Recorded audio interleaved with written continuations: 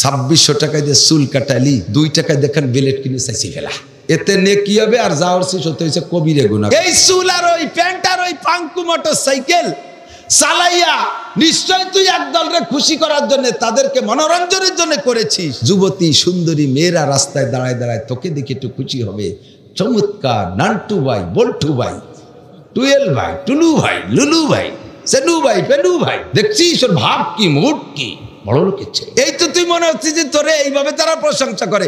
ওর একটার সাথে তুই বিয়ের প্রস্তাব দিয়ে দেখ কি জব দেয়। ওই লোকটা চলে যাওয়ার পরে, এই তোমরা কি বেশতি লোক, জান্নাতি লোক দেখতে চাও? জি হুজুর দেখবো। কয় যে এই লোকটা জান্নাতি। নিজের কন্যা সন্তান জন্ম নিলে জীবিত তাকে দাফন করে দিত। এত বড় অন্ধকার। এ ভাই, সাধারণত মানুষের সর্বকালে পুত্র সন্তানকে ভালোবাসে, কন্যা সন্তান অপছন্দ করে 99% মানুষ। মেয়ে মোটে পছন্দই করতে চায় না, ঠিক কিনা? আসতে কয়েকা আমি একা ওয়াজ করতে পারবো না, আমি তো বলে থাকি। বক্তা ওয়াজ করবে, শ্রোতারা একটু সহযোগিতা করতে হবে। কথা বলার সময় কথা বলি মুখ দিয়ে, আপনারাই না, আপনারানোর দরকার, হাত পিছনে বাঁধিয়ে দিত, হাতে মুখরে সহযোগিতা করে। হাঁটার সময় হাঁটেন পা দিয়ে, 2টা হাত এরম জ্বলে না?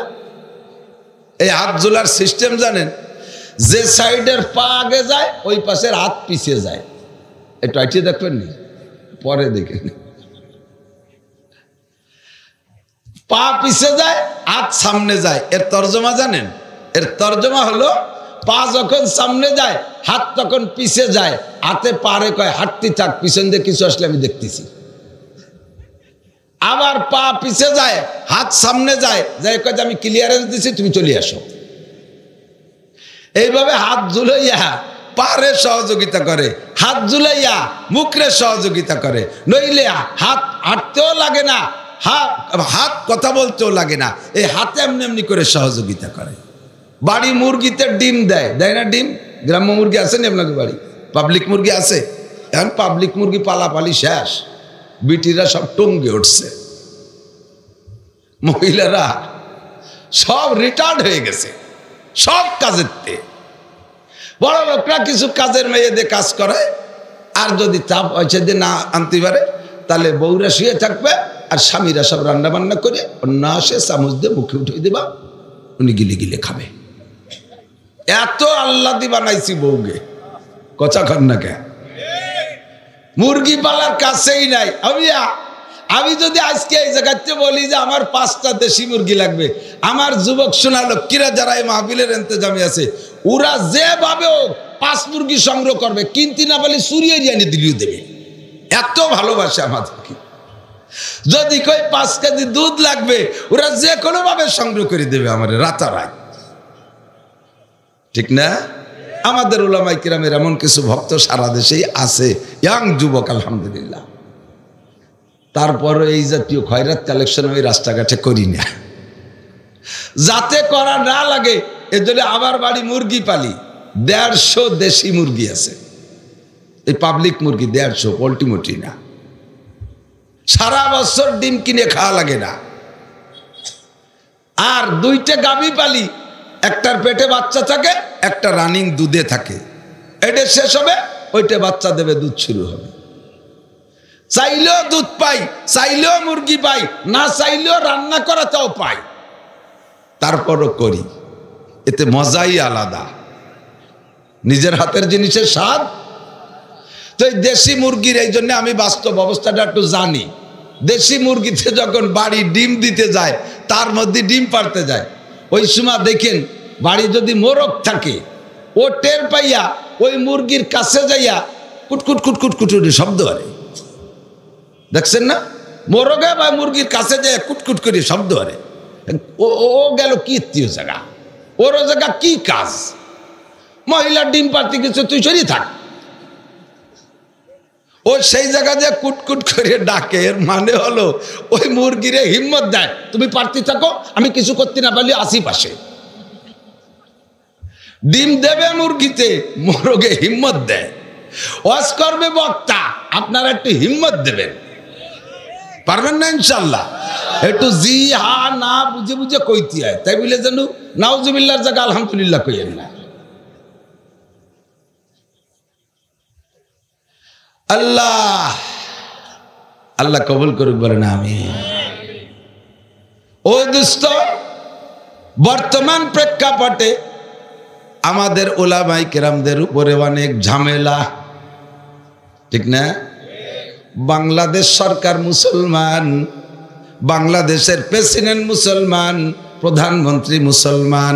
প্রেসিডেন্টের সাথে এক জায়গায় দাঁড়াইয়া এক কাতারে নামাজ পড়েছি।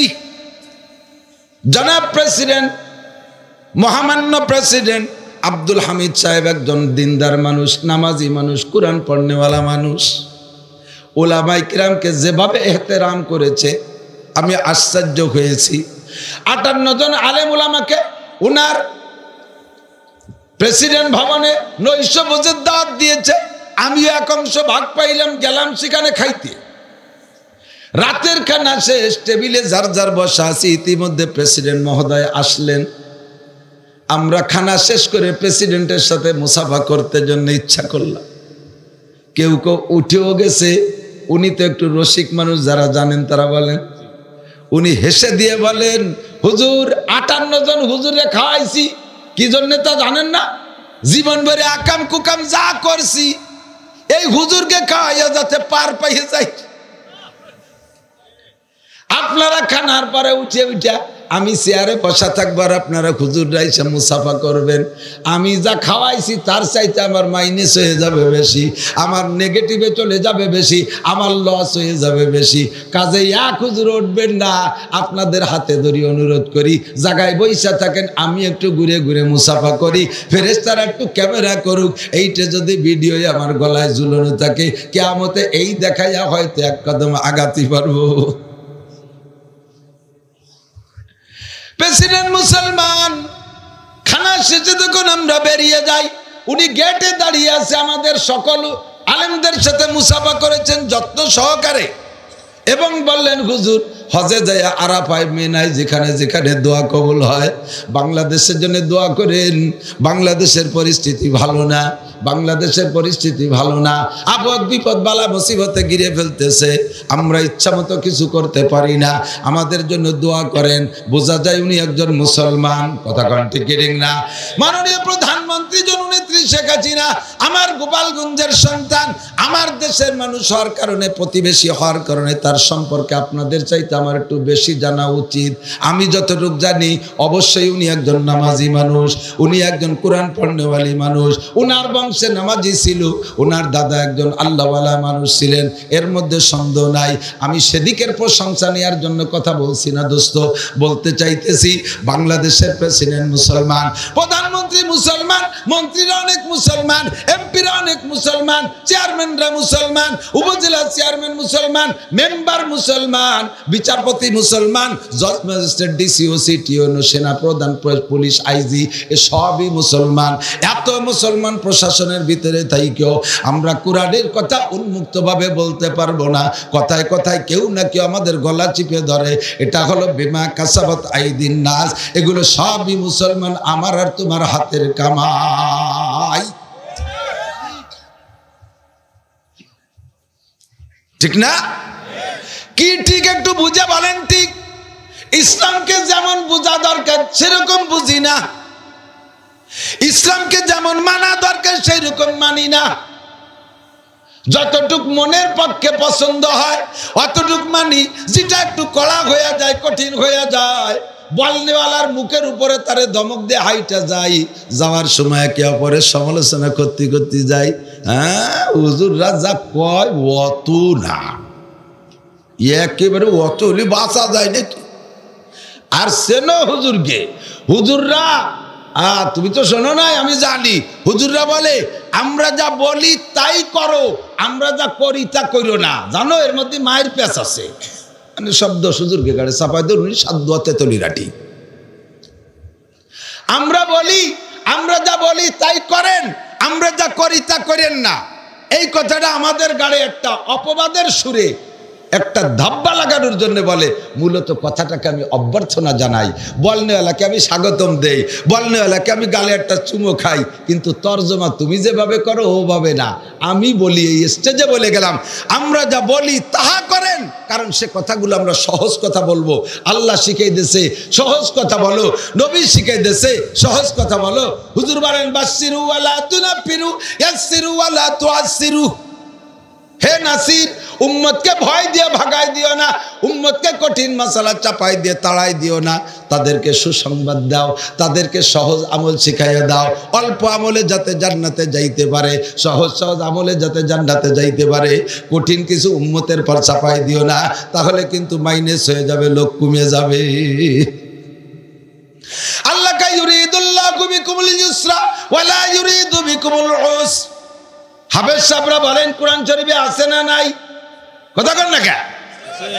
একটু কুটকুট করতে করলাম তা আবার ভুলে গেছে। ইউরিদুল্লাহু বিকুমুল ইউসরা ওয়া লা ইউরিদু বিকুমুল উসরা। আলাম নাশরাহ লাকা সাদরাক ওয়া ওয়াদানা আনকা বিজরাক আল্লাযী আনকাযা যাহরাকা ওয়া রাফা'না লাকা যিকরাক فإن مع العسر يسرا فإن مع العسر يسرا إن مع العسر يسرا إذا اشتدت بك البلوى ففكر في ألم نشرح إذا اشتدت بك البلوى ففكر في ألم نشرح فإن العسر بين فإن اليسر بين فإن العسر بين إذا اشتدت بك البلوى ففكر في ألم نشرح।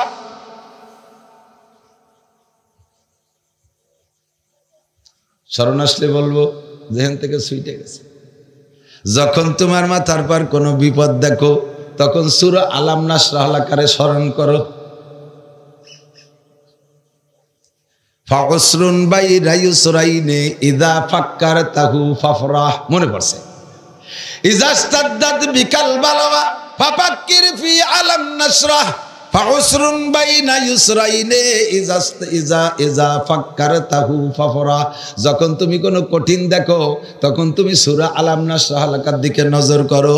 ওর মধ্যে যাইয়ে দেখো দুই পাশে আছে আসান, মাঝখানে একবার কঠিন, দুই পাশে আছে ইউসর, মাঝখানে আছে ওসর। ইউসর মানে আসানি আর ওসর মানে কঠিন। যেই জায়গায় আপনি যাবেন না কেন দেখবেন আল্লাহ পাকের সিদ্ধান্ত এরকমই।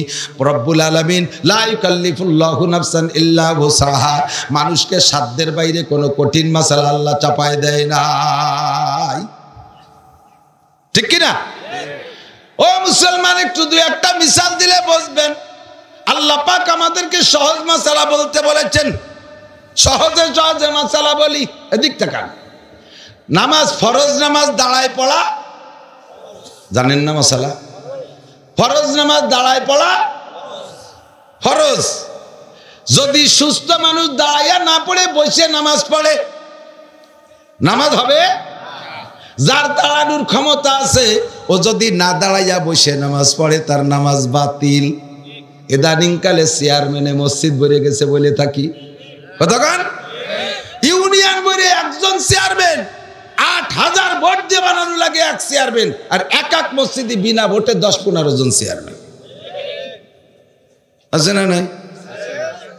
কিছু আছে অরিজিনাল জরুরি চেয়ার, ও আসলেই বুড়ো মানুষ, উঠতে বসতে পারে না, দাঁড়ায়ও থাকতে পারে না, মাজা ভাঙ্গিয়ে আসে, কোমর ব্যথা করে, পিঠ ভাঙ্গিয়ে নিয়ে আসে, ঘাড় ব্যথা করে।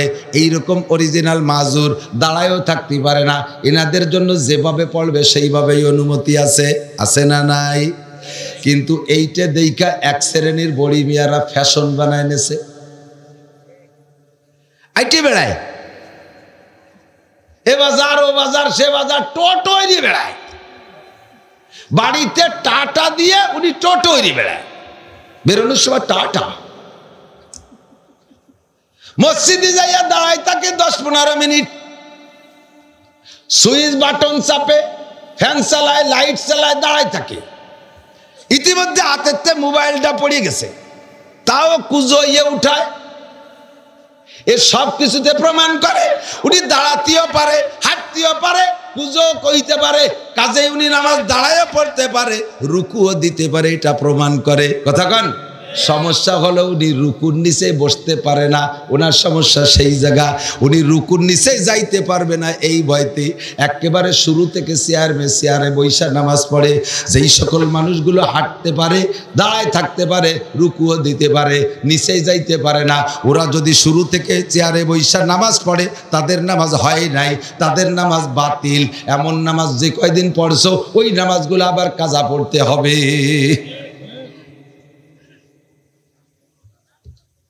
আছে না এমন?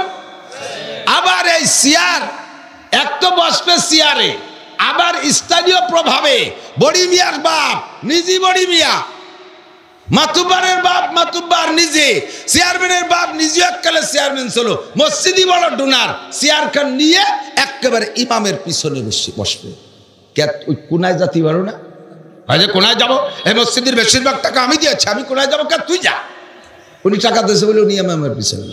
আমি আর তুমি কোরআন শরীফ পড়তে পারো, তা পিছনে দাঁড়াও, পিছনে নামাজ পড়তে কি কোরআন শরীফ পড়া লাগবে না? হ্যাঁ লাগে। ইমাম বরাবর যেটা পিছনে দাঁড়াবে, যেই লোকটা পিছনে দাঁড়াবে ওই লোকটার ভিতরে ইমামতি করার যোগ্যতা থাকতে হবে।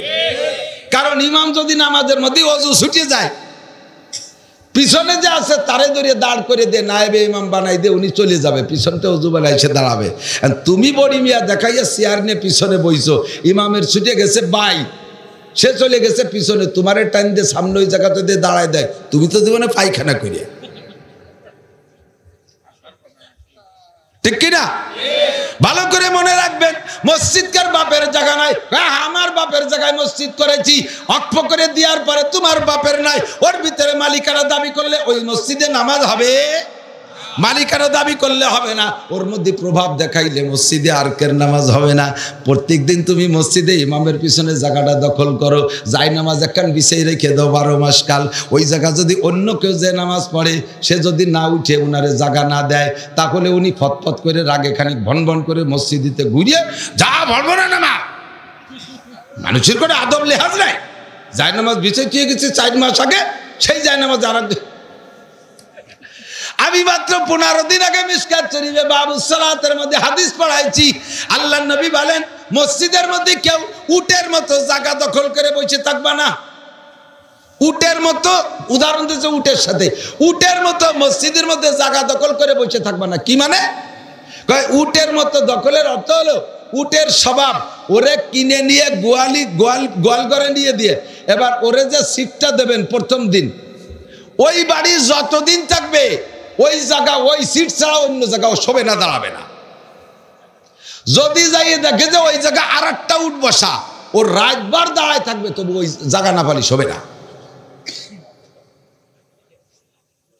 বেরোয় চলে যাবে, তবু জায়গা খালি নাই, ওর জায়গায় আর একজন কেন বসলো, এই রাগেতে সে ঘুরে বেড়াবে, দাঁড়ায় থাকবে, শোবে না সেই অন্য জায়গায়।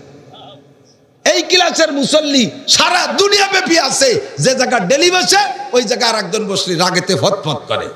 জায়গা কি তুমি দলিল করে থইছো? যখন অক্ষ করে দেশ আমভাবে ও জায়গা যে কেউ বসতে পারে, শুধুমাত্র ইমামের জায়গা খাস।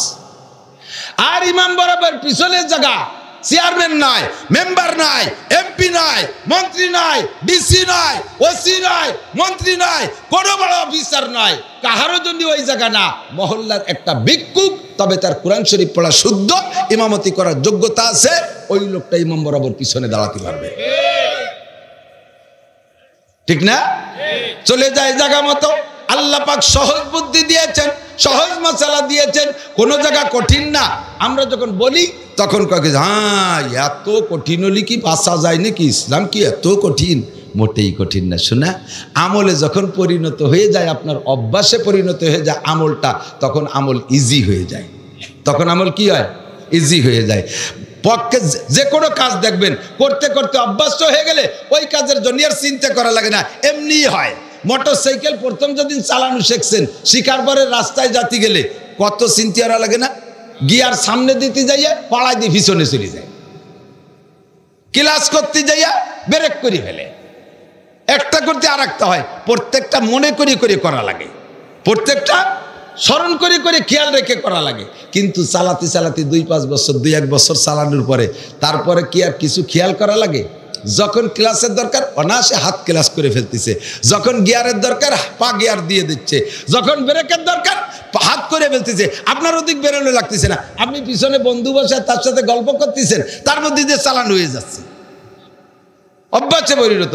দাড়ি কাটতে কাটতে কাটতে অভ্যাস হয়ে গেছে, ঠিক না? দাড়ি কাটতে কাটতে অভ্যাস হয়ে গেছে, এখন দাড়ি কাটা ইজি হয়ে গেছে। আমার এই 1 কোটি টাকা দিলে আমার কি দাড়িতে খুর লাগানো সম্ভব? বিড়ি খাতি খাতি অভ্যাস হয়ে গেছে, এখন বিড়ি কাকড়ো ঘটনা না, গমের মধ্যে বিড়ি ধরায় ফেলে। কত যে মশারি পুড়ালে লেপে আগুন ধরালো। আবার 10 লাখ টাকা দিলে একটা বিড়ি আসছে যে খাওয়ানো সম্ভব না, ওইটার অভ্যাস নাই আমার, ঠিক কিনা? প্রত্যেকটা আমল শুরু করতে কষ্ট হয়, একবার শুরু করে দিয়ে যখন অভ্যাসে পরিণত হয় তখন কোনো কঠিন মনে হয় না, সব কঠিন সহজ হয়ে যায়। বরঞ্চ সে সময় আমল না করা কঠিন। কতক্ষণ আমল না করা কঠিন। যারা নিয়মিত নামাজ পড়েন, ফজরের নামাজ যদি কারণবশত কোনোদিন ছুইটা যায়, ঘর থেকে বের হইতে ভয় লাগে কি লাগে না? একটু কথা কারণ লাগে কি লাগে না? ঘর থেকে বের হইতে ভয় লাগে। ও আল্লাহ, নামাজ পড়ি নাই, আজ কোনো কাজে সফল হতে পারবো না, আজ মনে হয় বিপদে পড়ে যাব, আজ মনে হয় রাস্তাঘাটে অ্যাক্সিডেন্ট হবে, এমন একটা ভয় হয়। আর যারা কোনো দিন পড়ে না তারা তো রেগুলার ঘর থেকে বের হচ্ছে, গোসল ফরজ, সেই অবস্থায় গাড়ি চালায়, ফরজ গোসল নিয়ে গাড়ির স্টার্টিং ধরে, ফরজ গোসল নিয়ে গাড়ি ড্রাইভিং করে, মদ গাঁজা খাইয়া গাড়ি ড্রাইভিং করে। আল্লাহর গজব ওই গাড়ির উপরে পড়ে, ড্রাইভারের পর গজবের কারণে পুরো যাত্রী সহ খালে যায়। সাথে বলে দেই যুবক, যারা নিয়মিত নামাজ পড়ো না, আজকে যদি ঈশার নামাজ পড়ে থাকো, আমি কসম দিয়ে বলতে পারি নিশ্চয়ই তোমার মনের মধ্যে একটা আলাদা আনন্দ অনুভব করতেছো। ফজরের নামাজ পড়ো না যারা, আজকে ফজরের নামাজটা পড়ে তুমি ঘর থেকে বের হবা, দেখবা তোমার বুকের মধ্যে ভিন্ন রকম সাহস অনুভব করতেছো, মনে একটা আনন্দ উপভোগ করতেছো, একটা স্বাদ উপভোগ করবা, মনের ভিতরে সাহস আসবে। আমি আল্লাহকে সন্তুষ্ট করে বের হইছি, যে কাজে যাব সেই কাজে ইনশাআল্লাহ সফল হব। কথা কান ঠিক কি ঠিক না? ও দোস্ত, আমরা আপনাদেরকে সহজ সরল মাসালা শিখিয়ে দেই, কঠিনগুলো আমাদের কাছে রাখি। আমরা যা বলি তাই আপনারা করেন, আমরা যা করি তা আপনারা করেন না, কারণ তা করতে পারবেন না, পারবেন না। আমি কিতাব নিয়ে আসছি, এদিক এদিক, দিনের বেলা 2খান কিতাব পড়াই, সকাল 10টায় ঘন্টা পড়ে বুখারী আউয়াল পড়াই, প্রথম জিলদ। এরপরে 40 মিনিট পরে আর একটা ঘন্টা পড়ে আমি মিশকাত আউয়াল পড়াই। 2টা ঘন্টা 2 কিতাব পড়াইতে আমার রাতের বেলা 4 ঘন্টা নিজের পড়া লাগে। এই পরিমাণ পরিশ্রম করে কিতাব সাথে নিয়ে আসছি, গাড়িতে বসে পড়ি, রুমের মধ্যে পড়ছি। কালকে যা পড়াবো মুতালা করে ফেলাইছি, এখান থেকে যাই আবার বুখারী মুতালা করব। কালকে দিনের বেলা সকাল ফজর পর্যন্ত ঘুম নাই, ফজরের পরে 2-3 ঘন্টা ঘুমাবো, এরপরে আবার যে ক্লাস করব। দলে দলে মানুষ আছে, তাদের সাথে কথা বলবো। জোহরের নামাজ পড়ে এক মুঠ খাই আবার বের হই, দৌড় শুরু করি অন্যদিক। আবার কোনোদিন ক্লাস থাকে তাও করি। আল্লাহ পাক যে পরিমাণ আল্লাহ পাক কিছু রুজি দেয়, পারবেন না ইনশাল্লাহ আমি চ্যালেঞ্জ করতে পারি। গতকাল আজকেই মাদ্রাসার বোর্ডিংয়ে চাউল শেষ হয়ে গেছে, বোর্ডিংয়ে 1 মুঠ চাউলও নাই, মাদ্রাসার ক্যাশে 1 টাকাও নাই। আমি মোহতামিম প্রিন্সিপাল, আমার মাদ্রাসায় 2 মাদ্রাসায় 900 ছাত্রছাত্রী, পুরুষ শাখায় 450, মহিলা শাখায় 450, 37 জন আমার শিক্ষক শিক্ষিকা স্টাফ। এই 37 জনের বেতন আছে মাসে 4.5 লাখ টাকা, 4.5 টাকাও কালেকশন নাই। বোর্ডিংয়ে 1 মুঠ চাউল নাই, 1 মুঠ আমার কাছে আসে। মাদ্রাসার ফান্ডে টাকা নাই, কষ্ট করা রক্ত পানি করা টাকা সারা গাড় এখন গাইমা গেছে। এই পরিশ্রম করার টাকা সম্পূর্ণ টাকা দিয়ে চাউল কিনে দেওয়ার স্বভাব আছে, অভ্যাস আছে, নিয়ম ইনশাআল্লাহ এটা আমাদের অভ্যাসে পরিণত হয়েছে। রাতভর কষ্ট করে কামাই কইরা সকালবেলা সব টাকা মসজিদে দেবেন, রাতভর কষ্ট করে কামাই কইরা সকালবেলা সব টাকা মাদ্রাসায় দেবেন। এইটা আপনি পারবেন না, এই জন্য ও কথা আপনারে বলি না। আপনারে বলি জীবন ভরে কামাই কইরা 40 ভাগের 1 ভাগ দেবেন, আপনি 39 ভাগ কাছে রাখবেন। আর আমারে আমি বলি যা কামাই করবো 40 ভাগ ধরে দিয়ে দেব, ওর মধ্যে আমি কিছু রাখবো না। এইটা ইনশাল্লাহ করতে পারবো। কাজেই বলি, যাহা বলি তাহা করেন, যাহা করি তা করতে পারবেন না, পারবেন না। সহজ শিখাই দেই, কথা কন। ইউরিদুল্লাহু বিকুমুল ইসরা, আল্লাহ পাক আপনার সহজ বুদ্ধি দিয়েছে। হে মুসলমান, প্রত্যেকে তোমরা শুদ্ধ করে কোরআন পড়তে পারবা না, এটা আল্লাহ পাক জানে। সবাই কোরআনের হাফেজ হবা না, এটা আল্লাহ জানে। কথা কন, আহা কথা কন। আপনারা কি সবাই হাফেজ? সবাই মাওলানা? সবাই মুফতি? কোরআন শরীফ দেখলি তর্জমা বোঝেন? ওর থেকে মশালা বের করতে পারেন? তাহলে আপনি এই মশালার পর আমল করবেন কিভাবে? মশলা বের হয় কোরআন থেকে, মশলা বের হয় হাদিস থেকে।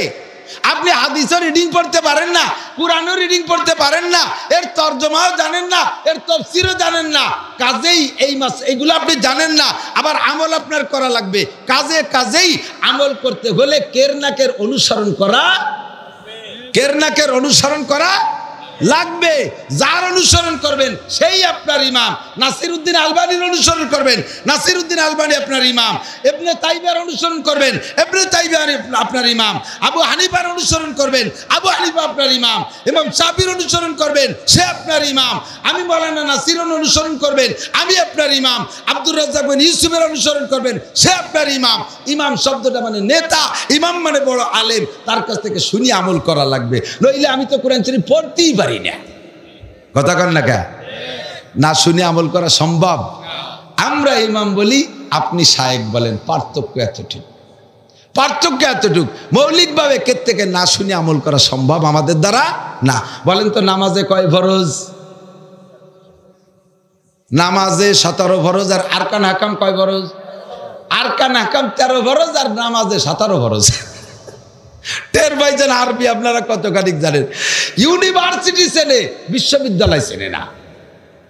রিক্সায় উঠে গেলাম, যাবে একটু বিশ্ববিদ্যালয় যাবো। ও বিশ্ববিদ্যালয়ের দায়িত্বে ঘুরি টুরি কয়েছে পালাম না তো বিশ্ববিদ্যালয়। গাদা ক্যাব, জাহাঙ্গীরনগর ইউনিভার্সিটি চিনিস না? তাই ইউনিভার্সিটি করলি তো চিনি, বিশ্ববিদ্যালয় কলেন যে। ইউনিভার্সিটি চেনে, বিশ্ববিদ্যালয় চেনে না। আরকান আহকাম 13 ফরজ, ওইটাই নামাজের ফরজ। কোরআন শরীফের ভিতর থেকে ফরজ আসে। আপনি কে আরকান হাকাম 13 ফরজ, সাধারণ পাবলিক যারা মোটামুটি একটু কোরআন শরীফ পড়তে পারেন, এই 13টা ফরজ কোন কোন আয়াতের থেকে বের হয়েছে আপনি বের করে দেখাতে পারবেন? বুঝবেন? ফাসআলু, আল্লাহ এই জন্য কয় ফাসআলু আহলা যিকরে ইন কুনতুম লা তাআলামুন। তুমি যে বিষয়টা না জানো সেই বিষয়টা জাননেওয়ালার কাছে জিজ্ঞেস করো। আল্লাহর হুকুম জিজ্ঞেস করো। কার হুকুম? জিজ্ঞেস করো কার হুকুম। তাহলে কের কাছে জিজ্ঞেস করে আমল করা ফরজ, কের কাছে জিজ্ঞেস করে শিখে নেওয়া কি ফরজ? আমার কাছে জিজ্ঞেস করবেন, আমি আপনার নেতা, আমি আপনার শায়েখ, আমি আপনার ইমাম, আমার কাছে জিজ্ঞেস করা ফরজ, তাই আমাকে মানা আপনার ফরজ। আমি আপনাকে সহজে বুদ্ধি দিয়ে দিচ্ছি, অতি সহজে আপনি নামাজ পড়তে পারবেন, অল্প আমলে জান্নাতি হয়ে যাবেন। যেহেতু আমার সময় কম, কাজে অল্পক্ষণের ভিতরে কিছু হাতে দিয়ে দিতে হবে। কথা কান, সাহাবাই কেরাম এরকম আসতেন, এসে বলতেন, হুজুর আমার অল্প কটা আমল শিখে দেন, যা দিয়ে আমি সহজে সরলে বেসতে যেতে পারি। হুজুর কইলেন যে মিয়া তুমি 5 ওয়াক্ত নামাজ পড়ো, যাও 5 ওয়াক্ত নামাজ পড়ো। আর কি করবো? একটু আর 2 টাকা হয়তো রমজান পালি রোজা রেখো, কয়টা পয়সা আলি জাকাত দিও, যাও তুমি। কয় যে হুজুর লা আজিদু ওয়ালা আনকুসু, ওয়াল্লাহি লা আজিদু ওয়ালা আনকুসু, আল্লাহর কসম এতে বাড়াবো না এতে কমাবো না, আমি এই কটার পর জম্মের বেগে আমল করব। ওই লোকটা চলে যাওয়ার পরে, এই তোমরা কি বেশতি লোক জান্নাতি লোক দেখতে চাও? জি হুজুর দেখবো। কয় যে এই লোকটা জান্নাতি। জোরে কান সুবহানাল্লাহ। ও যে কয়টা শুনে নেছে ওই কয়টার পর আমল করবে, সহজে বেসতে যান। মাঝে মাঝে আমাদের এলাকার কিছু মুরব্বী দাদি নানি আমাদেরকে ডাইকে কয়, ভাই আগে তো কত তা করছি, আনলে তো ফাইডি উঠিনে, চোখেও দেখি না, কোরআন শরীফও পড়তে পারি না, আগের মতো তো পারি না, আগে তাহাজ্জুদ নামাজ দিনের বেলাও পড়ছি। খুশিতে কতি কতি কি কয়, আগে তাহাজ্জুদ নামাজ দিনেও পড়ছি, এখন রাত্রিও পড়তি না। তো মানে সহজে দুনিয়া টামল শিখাইতে যাই দিয়ে মরার সময় একটু কাজে লাগে, এরকম কয় না? তা আমাদের সময় কম, অল্প সময়, একেবারে কম সময়। কত কম? আল্লাহ বলেন ওয়ামাল হায়াতুদ দুনিয়া ইল্লা কালিল ওয়া ইন্নাদ দারাল আখিরাতা লাহিয়াল হায়াওয়ান। হে যুবক, তুমি মনে করো না তোমার আব্বা 90 বছর বাইচা গেছি, তুমি সেই বংশের ছেলে, তুমিও 90 বছর বাঁচবা। তোমার হে মহিলা মনে করো না তোমার মা 80 বছর হায়াত পেয়েছে, তুমি যুবতী মহিলা তুমিও 80 বছর হায়াত পাবা। এর কোনো গ্যারান্টি নাই। কথা বলুন ঠিক কি ঠিক না? কারণ দুনিয়ায় আসার জন্য একটা সিরিয়াল আছে, দুনিয়া থেকে যাবার কোনো সিরিয়াল নাই। আসার জন্য সিরিয়াল, আগে আসতে হবে দাদা, তারপরে আসতে হবে বাবা, তারপরে আসতে হবে আমাকে। কথা বলুন ঠিক কি ঠিক না? দুনিয়ায় আসার ব্যাপারে সিরিয়ালের বিকল্প নাই। এমন অ্যাক্সিডেন্ট আপনাদের সদরপুর, চরভদ্রসন, পুরো ফরিদপুর, পুরো বাংলাদেশের মধ্যে হয়নি বলে দেখাইতে পারবেন না ইনশাআল্লাহ, যে এক এলাকায় নাতি ছেলে জন্ম নেছে, আগে এর 40 বছর পরে তার নানা জন্ম নেছে। একটা পেঁয়াজ বাইদি গেছিল ওখানে, পরে এই জন্য মুরব্বীর আসতে একটু দেরি হয়ে গেছে। এই হয় কোনোদিন? নানি জন্ম নেছে আগে, নাতনি জন্ম নে, নানি জন্ম নেছে পরে, নাতনি জন্ম নেছে আগে, মা জন্ম নেছে পরে, মেয়ে জন্ম নেছে আগে। এমন কোনো গুরপ্যাক, এমন কোনো উল্টো পাল্টা বাঁধে না। কিন্তু মরার বেলায় এই সিরিয়াল লাগে না। নানি রয়ে গেছে, নাতনি মারা যায়, কতক্ষণ যায়। বাপ রয়ে গেছে, ছেলে মারা যায়। দাদা রয়ে গেছে, দাদার নাতি মারা যায়। ও দোস্ত, এরকম উল্টো পাল্টা হয়। কাজেই কেউ মনে করো না যে লম্বা হায়াত পাবো। যুবকরা একটু অপেক্ষা করে, আরে এই বয়সে যদি টাকাম কুকাম না করি, এই বয়সে যদি একটা বোতল ট্যাবলেট টুবলেট না খাই, বুড়ো নিয়ে এগুলো কি খাওয়া যাবে নাকি? এই বয়সে একটু কনসার্ট যদি না করি, এই বয়সে যদি একটু প্রেম গল্প না করি, এই বয়সে যদি একটু পাওয়ার ব্যাংক পিছনে পাওয়ার ব্যাংক চেনেন না? যুবতী মহিলা একটা অর্ধ উলাঙ্গিনী কইরা মোটর সাইকেলের পিছনে বসালি, যুবকদের পাওয়ার বাড়ে। এই পিছনেরটার নাম হলো পাওয়ার ব্যাংক। নর্মালি একা একা চালাইলে যতটুকু জোরে চালাতে পারে, ওই পাওয়ার ব্যাংক একটা বসালি ওর পাওয়ার বাড়ে, খালি মুড়ায়। ও পিছন দিয়ে পাওয়ার দেয়, খালি মুড়ায় আর মুড়ায়। এই বয়সে পাওয়ার ব্যাংক নিয়ে চলবে না। বুড়ো হলে কি করা যাবে? ও যুবক, পাওয়ার ব্যাংক পিছনে বসাবি, গাজার এবার ট্যাবলেট খাবি, আল্লাহর গজবের ভিতরে থাকবি। কথা কন্টে কিরিং না? আল্লাহর গজবের মধ্যেই থাকবি, তুই তোর গন্তব্যে যাইতে পারবি না। পাওয়ার ব্যাংকের গজবে তুই রাস্তায় পড়ে যাবি। তোর পাওয়ার ব্যাংকটা রাস্তার খালের নিচে শীতে ব্যাংকের মতো পড়ে রয়েছে, আর তোর মোটর সাইকেল খান টায়ারের সাথে, ট্রাকের টায়ারের সাথে পেঁচাই গেছি। তোর মাথাটা সিটে ফুটবলের ভিতরে কুয়োর মধ্যে, গর্তের মধ্যে যেয়ে পড়ছে, গন্তব্যে যাইতে পারবি না। ওই পিছনে পাওয়ার ব্যাংক বসানোর স্বভাব বাদ দাও, বান্দর মার্কা চুল বাদ দাও, পাশা বাইরুনু প্যান্ট বাদ দাও, এবা আর গাজা বাদ দাও, আর অনুমান মার্কা চুল কাটা বাদ দাও। France cutting, Italy cutting, Australian cutting, সোর কাটিং, লুসো কাটিং, বদমাইশ কাটিং। কথা বল। চুলের যে ভাব, ও তো খুশিতে খালি পালায়, কুটি কুটি জাকি দেয় না? তুই মনে করিস তোর এই চুল আর এই প্যান্ট আর গেঞ্জি দেখাস, মনে করিস যে মানুষ আমাকে খুব বড় কিছু মনে করে। এক নম্বরে কোনো সভ্যভদ্র মুরব্বী আলেম উলামা তোরে দেখতেই পারে না। কথা বলেন? পছন্দ করেন? 2600 টাকা দিয়ে চুল কাটাইছে, কাটিয়ে কুটিয়ে এই দাঁড়িয়ে কুত্তো চুলা দিছে, ছাদের উপরে সাইড দিয়ে সবগুলো গুছাই গেছে, ছাদের পর রাখছে, যাতে বোঝা বেরিয়ে বতিয়ে লিবারে তো গামছা টামছা লাগতে পারে না লাগে। 2600 টাকা দিয়ে চুল কাটালি, 2 টাকা দেখেন বেলেট কিনে চাইছি ফেলা। এতে নে কি হবে? আর যাওয়ার শেষ হতে হয়েছে কবিরে গুনাহ। কথা কন না? এই চুল আর ওই প্যান্ট আর ওই পাঙ্কু মোটর সাইকেল চালাইয়া নিশ্চয় তুই একদলরে খুশি করার জন্য, তাদেরকে মনোরঞ্জনের জন্য করেছিস। যুবতী সুন্দরী মেয়েরা রাস্তায় দাঁড়ায় দাঁড়ায় তোকে দেখে একটু খুশি হবে। চমৎকার, নান্টু ভাই, বল্টু ভাই, টুয়েল ভাই, টুলু ভাই, লুলু ভাই, সেনু ভাই, পেলু ভাই, দেখছিস ওর ভাব কি, মুড কি, বড় লোকের ছেলে। এই তো তুই মনে হচ্ছে যে তোরে এইভাবে তারা প্রশংসা করে। ওর একটার সাথে তুই বিয়ের প্রস্তাব দিয়ে দেখ কি জবাব দেয়। জবাব পাবে কি? ওই মেয়ে তার বাপরে বলবে, আব্বা তোমার পায়ে ধরি, জীবনেও বিয়ে চাবো না, আমি জায়গায় বসে এতেকাফ করবো সারা জীবন, তবে ওই পাঙ্কুর সাথে বিয়ে দিও না, ওই নুসরার সাথে বিয়ে দিও না, ওই ফাইলো বদমাশটা আসু চাপা দোয়া তুলাই নিয়ে বেড়ার হুটুও খবিসির সাথে বিয়ে।